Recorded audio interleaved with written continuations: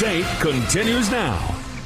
Right now at 5:30, I teammate the men and women from Indiana who served in the second Iraq War that started 20 years ago this week. It's a war that lasted 8 years and cost more than 4,400 Americans their lives. I-Teammate's Cody Fisher spoke with a veteran about his experiences and how he views the outcome of the war, now 2 decades removed.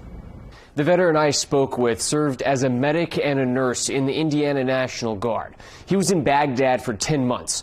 All of these years later, he sees both good and bad from the war. Yeah, this is Baghdad. A folded American flag looks over the shoulder of Gordon Smith as he reflects back on personal pictures of himself from the war. What are the thoughts that go through your mind when you look at that young man there? Well, yeah, you're right, a young man. That was several years ago when I look back at that, and you know, the things that you don't expect in war. When you go into war, you have some type of idealism of what you think war should be like. But when you get there, all those things change. One curveball he faced: improvised explosive devices. If you drove past here in the United States, you never thought about driving past that carcass. In Iraq, you didn't know. They put bombs in those things. Getting into the battle rhythm helped him handle the fear of war, but it was still tough on his family. I remember one time my daughter called and I was talking to her on the phone, and these mortars were dropping outside the window, and she said, "What is that, Dad?" And I said, "It's just the neighbors. They're just letting us know that they're up now." Transferring the PTSD in a way, even though they're not there.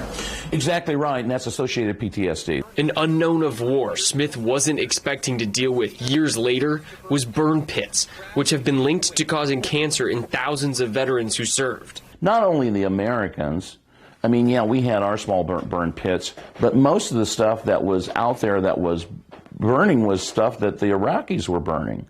They burned tires, cars. Did you guys know at that time that that was going to be really bad for whoever was near that, and no. Kind of breathing some of that in? No. Same thing in Afghanistan. We had a huge burn pit in Afghanistan at the end of the runway at Bagram Air Force Base. It was huge.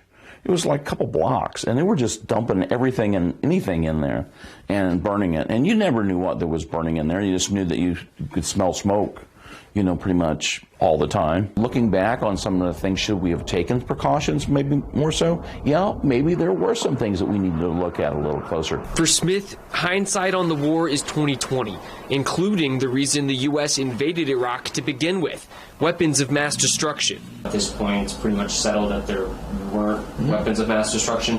Does that leave a salty taste in your mouth? It does in some way. Some ones, you know, if it's not broken, why don't you go in and break it? Smith chooses to focus on the good that came out of the war. I do see a lot of benefits that have come out of the war. I mean, you're seeing women being able to do a lot of things that they weren't able to do. Despite your views of the war, Smith says that you should feel proud about the Hoosiers who served because they were well trained and performed well.